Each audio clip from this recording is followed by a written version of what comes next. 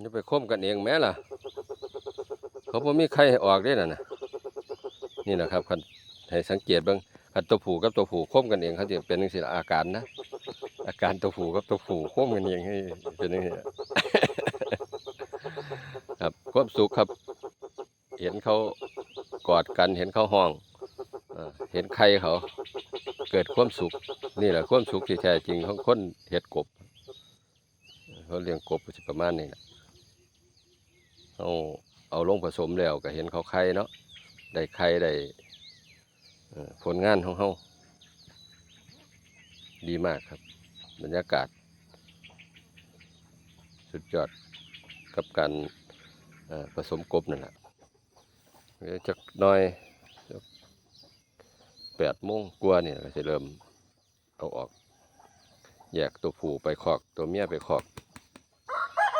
ครับจะปล่อยให้ไข่เขาอยู่นี่พอไข่อยู่นี่แล้วก็สิให้เขาเพาะฟักโตอยู่นี่เลยครับจะเป็นลูกออดเป็นตัวน้อยอยู่นี่เลยผมเห็นลักษณะแบบนี้ครับเห็นไหมนี่คือความสุขของเขาครับเพราะได้ยินเสียงเขาห้องเป็นไง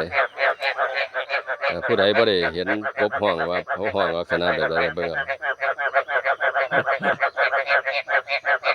ห้องเข้าไปเสียงเอ้ยคักอยู่ได้การได้สูทำงานดีเยี่ยมมากความสุขครับความสุขล้วนๆเลยแหละ